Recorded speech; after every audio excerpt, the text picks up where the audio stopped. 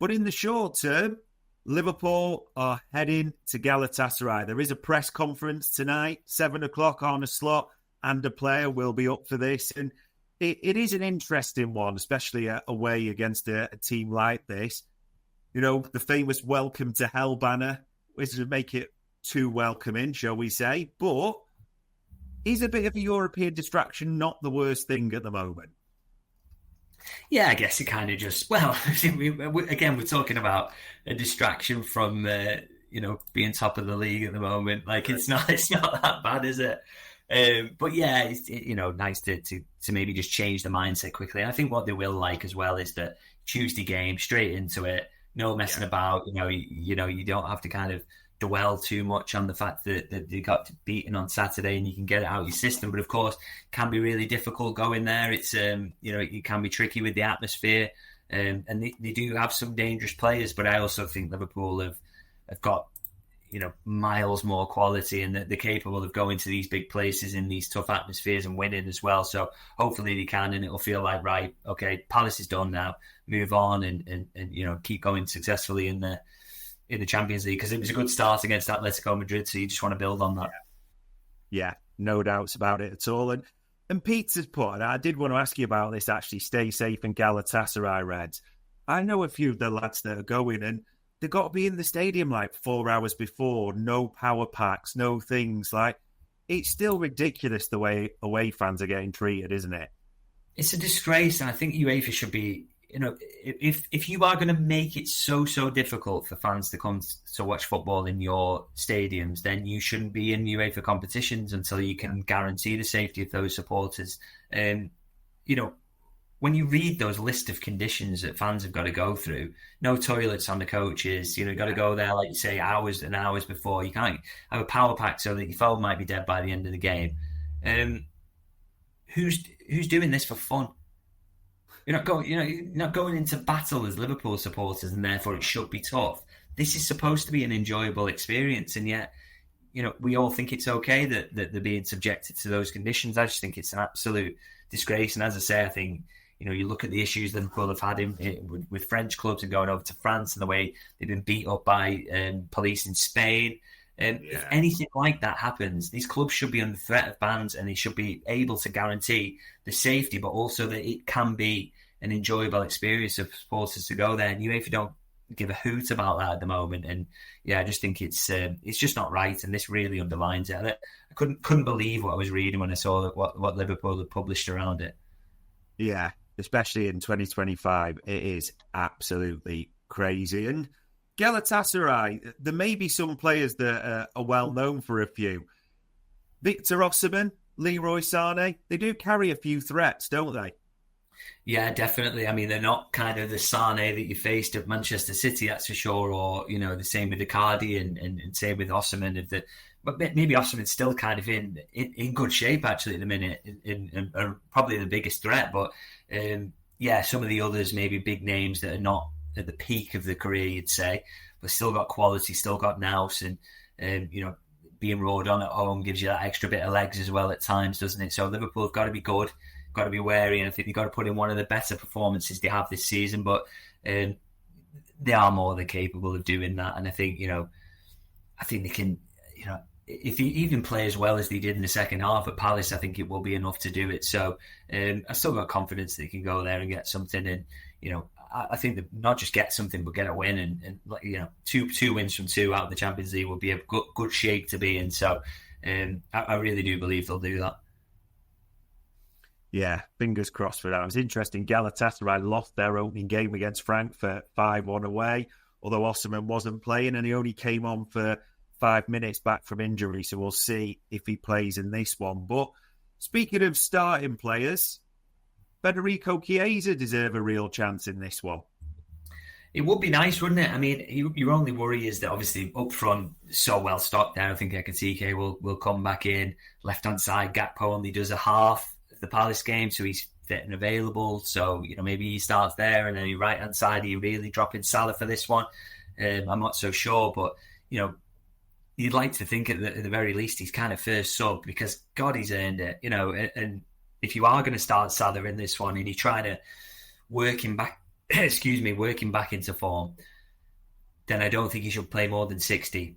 Let's start to look after Mo Salah a bit more and acknowledge that he is getting a bit older and putting as many minutes in his legs as you have in previous seasons is perhaps not wise. So, there could be at the worst a half an hour cameo for Chiesa here. And, if he does get that, you back him to get a couple of shots off and maybe get a goal with the way he's playing at the moment. So I really do hope he's involved because it's a nice bonus that he's been brought into the Champions League. And I think he can have a big say in it. Wouldn't mind seeing him start from that left, but that is just a personal opinion. And with this, again, we all have thoughts about, and there's some strong thoughts about who should be changed out, who should stay. It is another 3 games in a week. Are we not expecting mass rotation again? Is it just 1 or 2 tweaks you think will be likely?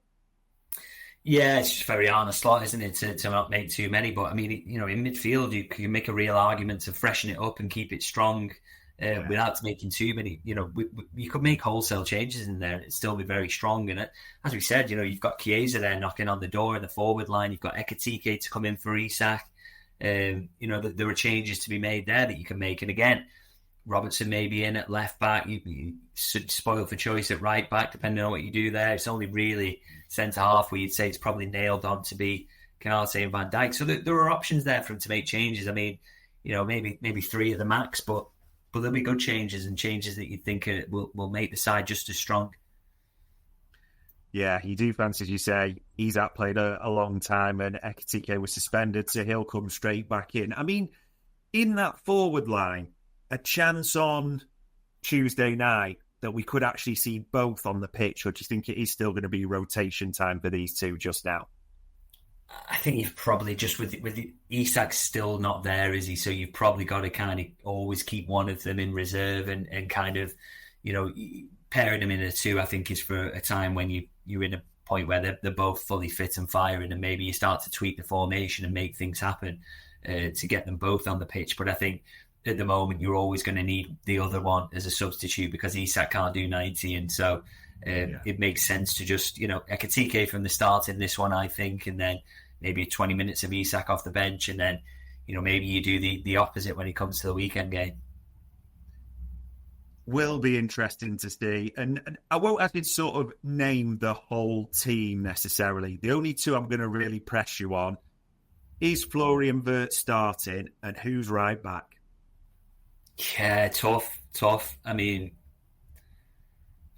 very, very easy to make the argument for Wirtz not to start on the basis of what you could do in midfield as an alternative, particularly in a toughish Champions League away game. But the manager needs to get him into form as well, doesn't he? Yeah. And the only way you're going to do that, get that chemistry going, get him his first goal, his first assist outside the Community Shield, is to play him there. So, I kind of want to see him keep starting until it kind of clicks, because I know it's going to. I feel like it really is.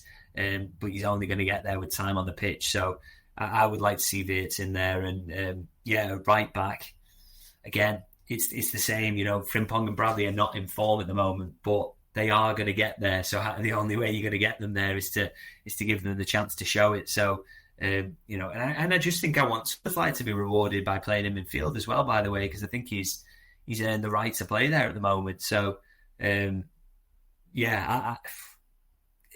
don't feel it could be is kind of a flip of the coin. I guess Bradley's maybe started the last 2, has he? So maybe we'll see Frimpong brought in, although he wasn't great at Palace, but he can play better than that, and I'm sure he will. Yeah, some big calls to make in this one. But even with those calls and the concerns that others have, we said Galatasaray did lose their opening Champions League game 5-1. It is Liverpool in Europe. Maybe famous last words, but are you expecting 3 points from this one? Yeah, I just think that the quality gap between the 2 leagues and what Liverpool have got in their squad should dictate that it's a game that they should be winning. But obviously it's very, very difficult in those sorts of atmospheres. But equally, that's true of, say, Palace at the weekend, but I think Palace have got a lot more. I think Palace will beat Galatasaray at the moment, quality-wise. I think, we said a lot of Galatasaray's big-name players are kind of at the back ends of the career, really. So, Liverpool should have more than enough to beat them, and I think they will, yeah. And it's this one, and then it's Chelsea away. I suppose we're just to sort of think into these games and rotation for how it's going to go. Maybe, and people will jump on me for this, I know there was a lot that wasn't liked about Crystal Palace, but a good European away and Chelsea, without a lot of their centre-backs and the suspensions, it seems, maybe not the worst way, is it, to finish the week? It could still be a good week to bring calm. I mean, you'd always kind of like to be at home against fodder, wouldn't you? But I mean, It's not, like you say, it's not, because what this will be is if they do come through these with 2 wins, with, you know, the fact it's Galatasaray away and everything that you think about that, even if that's maybe a dated perception, and then you go to Chelsea and win, and again, that's a massive game, but they've got injuries. No, Cole Palmer's massive for them. If you get wins in both of these, you come out with thinking, right, well, we've put Palace firmly behind us.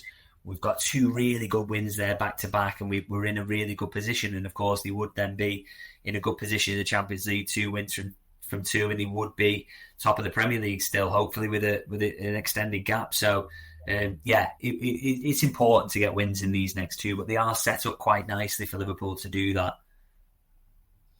Yeah, it does feel another pivotal week, which we seem to be saying all the time right now. But there we are, people. There wasn't a lot to like about the first half. Analysis has been mixed. You'll have your thoughts on the overall performance on Saturday. It's a big game coming up on Tuesday night. Points in that one and in Chelsea away would just put a lot of calm to bed, wouldn't it? All it leaves me to say, as ever, is for the time, the insight, and for giving your honest thoughts. David, it is massively appreciated as ever. Oh, thanks for having me. I do want to say, by the way, I acknowledge that Anfield Index listeners are not the types to be kind of ranting and raving as some of the stuff we've seen. I do acknowledge that. It's so so ubiquitous at the moment that I felt like I had to go on my little rants there. So thanks for listening. Thanks for the therapy, Dave. I appreciate that. Yeah, hopefully it's been catharsis for everyone across the board. But on Monday, the 29th of September, that was another Media Matters for Anfield Index.